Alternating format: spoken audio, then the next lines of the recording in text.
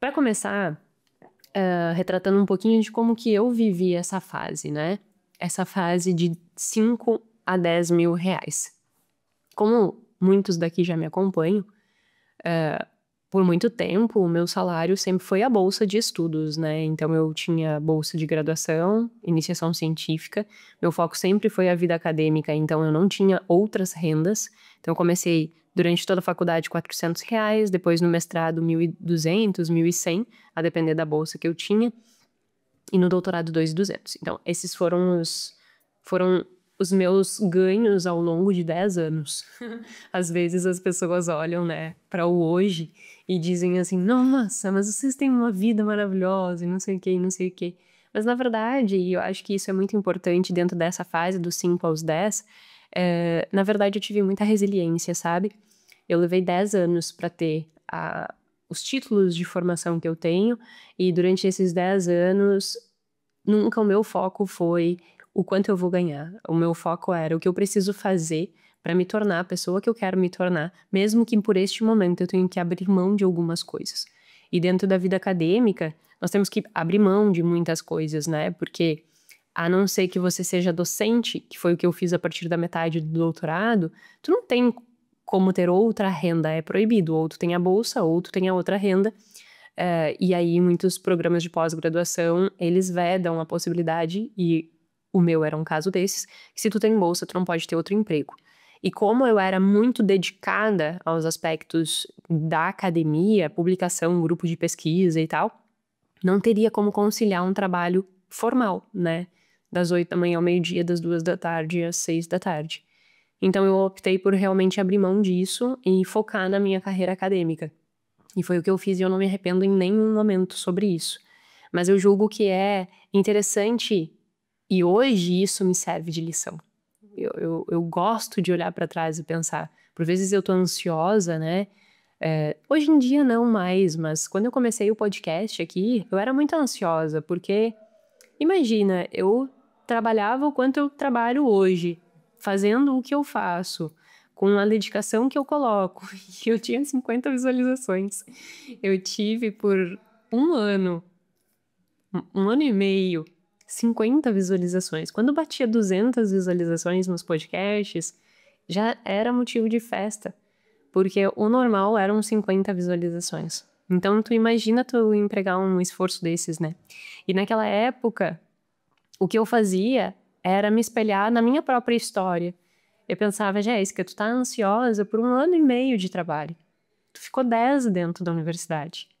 Então respira e não pira, tá tudo bem. É só seguir, né? É só seguir. O trabalho que tu desenvolve é um trabalho sério, é um trabalho rico, é um trabalho que contribui com a vida das pessoas.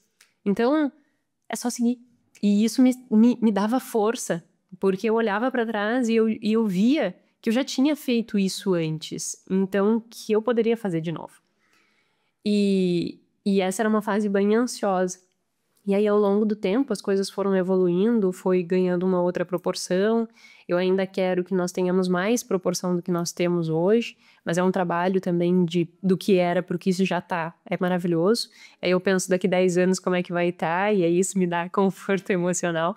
Mas eu tô dizendo tudo isso porque quando nós olhamos para essa fase, né, de 5 a 10, por vezes é uma fase, a depender do perfil da pessoa, que ela já fez todo esse esforço de esperar, que ela já fez todo esse esforço de fazer muito e ganhar pouco, que ela já se dedicou significativamente. E é como se do 5 para o 10 fosse aquela fase de ciclo de vida em que eu saio e eu começo a conseguir respirar. Então, tu tá lá como se fosse afogado, né? Matando um leão por dia, que R$ 20 faz diferença, que é quando eu vivia na bolsa. R$ 20 fazia diferença. Aí tu começa a ganhar um pouco mais, tu começa a ganhar um pouco mais, começa a ganhar um pouco mais. Aí tu faz... Ai, agora eu posso respirar. E aí entra um grande risco nesta fase. Quando tu começa a respirar, e o livro da escassez ele menciona exatamente isso, tem um estudo que desenvolve que o grande problema da escassez muitas vezes acontece exatamente na abundância. Por que que a escassez, o problema começa na abundância? Porque se a pessoa entrou nesse ciclo de 5 a 10 mil e ela tá respirando, é como se ela baixasse a guarda. Ah, agora tá tudo bem. Agora eu posso. E ela começa a construir justificativas do que ela pode. Então ela pensa assim, pode ser como no meu caso. Eu passei 10 anos estudando para ser quem eu sou.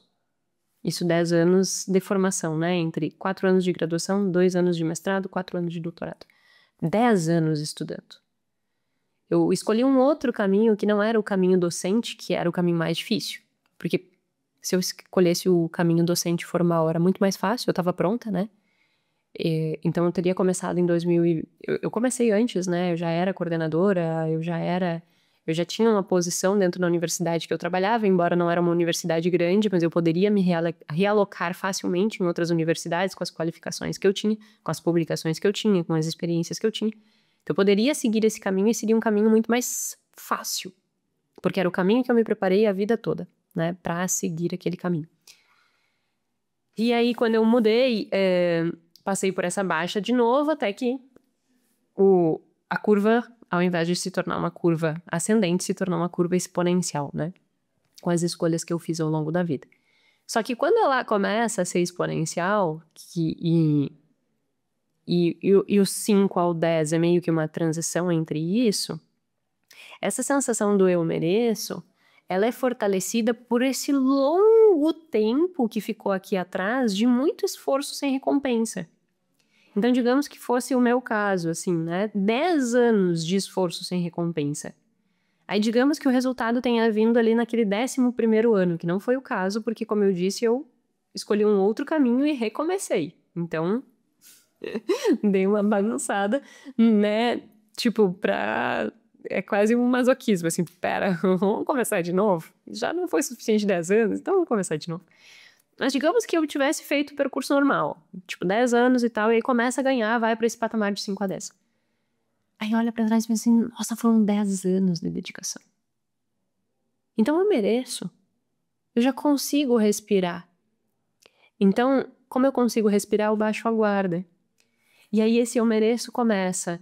Eu mereço morar numa casa melhor. Então é aí que as pessoas começam a fazer financiamento imobiliário. Eu mereço andar de carro, porque eu não posso mais ficar andando de ônibus. Nesse caso aqui, ainda a pessoa, antes dos 5, provavelmente andava de ônibus. Um pouco de Uber, mas né, não era o dia a dia. O dia a dia era ônibus.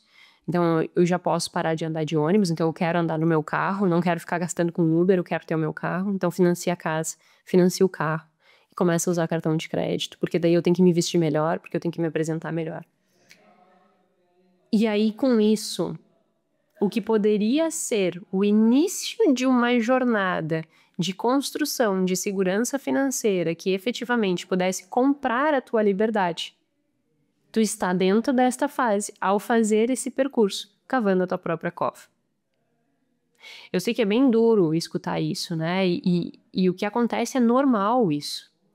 Justamente por essa construção de que quando existe essa abundância, essa folga, tu baixa a guarda, tu começa a ter essas percepções de que tu pode, de que tu tem condições, de que tu lutou muito para chegar até aí e agora tu merece, e isso vai corroendo a tua situação financeira.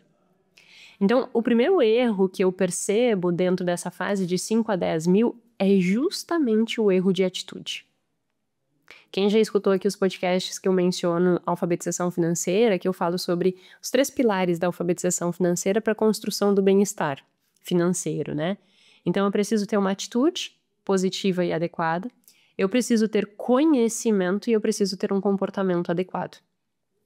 O conhecimento, ele é o de menos. É o que tem a menor força de associação na construção da alfabetização financeira e, consequentemente, na geração de um bem-estar financeiro.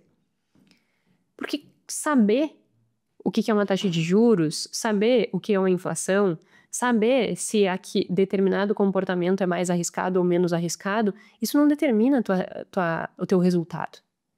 O que determina teu resultado é a atitude que tu tem para aquilo e o teu comportamento efetivo.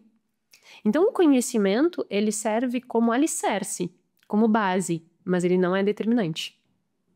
Tem muitas pessoas que podem não ter todo um conhecimento técnico e ainda assim ter uma boa atitude e um bom comportamento. Então, o que eu quero dizer aqui é que eu percebo que este é o primeiro problema de quem chega dos 5 aos 10 mil de renda mensal. Tem uma atitude, e o que é a atitude? É a crença, né? É como eu leio essa situação, é como eu vejo o mundo dentro desta condição. E se eu ler o mundo dentro dessa condição, com essa percepção de, mas eu mereço porque eu trabalhei muito para isso, o que tu vai colher deste eu mereço é um sacrifício logo ali na frente. É isso que por vezes eu fico me coçando, porque as pessoas escutam eu dizer isso aqui e volta e meia tem comentários. Mas se vive uma vez só na vida, mas se eu não aproveitar, não é uma questão de tu não aproveitar. Só que esse teu aproveitar não pode sacrificar o teu eu do futuro. Não pode sacrificar os teus ciclos, como nós mencionamos no episódio anterior. Precisa haver esse equilíbrio. Se não houver esse equilíbrio, o que tu tá plantando, achando que tu merece viver hoje, é uma péssima condição amanhã. E eu não quero que isso aconteça. E aí, para que tu tire a prova real disso, pega uma pessoa que te diz assim, ai, mas tu merece. E vê qual é a condição financeira dela. Vê se ela tem reserva de emergência, vê se ela tem investimento de longo prazo, vê como que estão as dívidas dela. E aí, a partir de tu olhar realmente para a condição daquela pessoa, tu pensa, essa pessoa que tá me dando essa lição de moral, ela tem a vida que eu gostaria de ter? Na maior parte das vezes, não. É a mesma coisa quando as pessoas chegam pra mim e dizem assim, ah, tu trabalha demais, ah, tu faz isso, ah, tu faz aquilo, ah, não sei o quê, ah, não sei o quê. Aí eu olho pra vida da pessoa e tá tudo virado do avesso, uma bagunça. Aí eu olho pra vida da pessoa e digo assim, entra aqui, sai aqui. Porque não faz o menor sentido eu escutar o que ela tá me dizendo. A vida que ela tá construindo não é a vida que eu quero. Não é a vida que eu valorizo. Então, nós precisamos amadurecer o que é importante para nós mesmos, para que as opiniões alheias que não sejam coerentes com o que é valoroso para ti, elas se tornem insignificantes. Agora, na medida em que você não sabe o que é valoroso para ti, na medida em que você não tem discernimento do que efetivamente tu quer para tua vida, tu começa a ser muito vulnerável a esse tipo de coisa. E não só externa, mas interna também, dessas conversas mentais. Eu mereço, eu posso, eu batalhei muito para isso. E tu merece. Mas o que tu merece é construir uma vida feliz. É construir uma boa vida. E uma boa vida não é sacrificando a tua segurança financeira e a tua liberdade. E isso não é a Jéssica que está dizendo. Logo depois eu vou trazer os 2 estudos que vão sintetizar essa minha fala, com base, obviamente, em ciência, que é sempre o que eu faço, né?